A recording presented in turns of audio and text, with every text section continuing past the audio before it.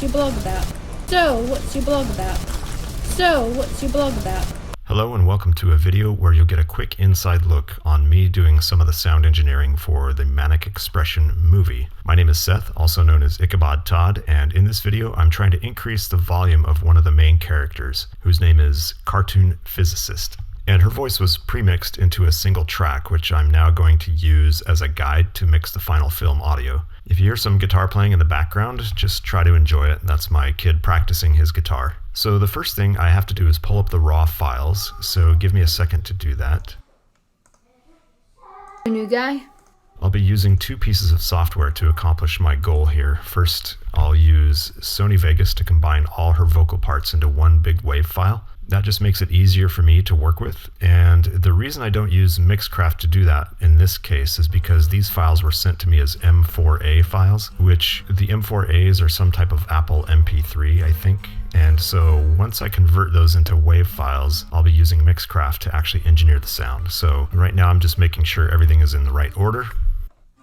Sony Vegas has various different types of exporting options, which is kind of nice, and thankfully it can work with most audio file types. For this project, I'll use the 44.1 Hz quality, since that's pretty much the format that most, if not all, audio software editors can work with. Next, what I typically do is to align the files with the premixed guide, but in this case we can just look at the audio WAV file and try to match up those based on how they look, how the highs and the lows, the peaks and the valleys, and so forth. As you can see, the peaks and valleys tend to match up pretty good in this situation.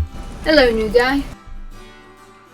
So now that we've got some things aligned, we're going to apply some compression to her voice, and that hopefully helps it come into the foreground a little bit. And for those of you who don't know, compression is basically a method of making the soft parts loud and the loud parts soft. Typically, hardware compression is the way to go, but since I don't have that equipment, we'll have to use these plugin effects to accomplish something similar. So for the classic compression, we have these terms called threshold, ratio, knee, attack, and release. Threshold refers to the decibel level that the signal needs to surpass in order for the compression to start.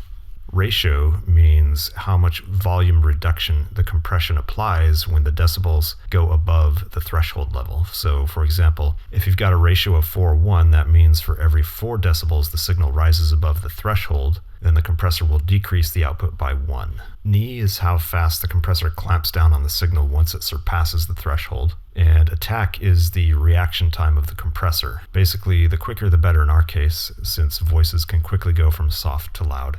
And release is how quickly the compressor lets go. In other words, it's the time it takes for the compression to stop working. So I'm going to work on tweaking these a bit and see if we can get this character's vocals up into the foreground.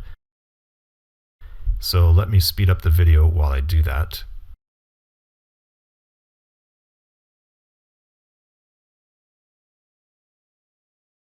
Okay, so now let's take a look at the final mix, and I mean, in the end, it really only pushes this to the front a little bit, but sometimes that's all you need, especially for voices that have really high peaks and low valleys.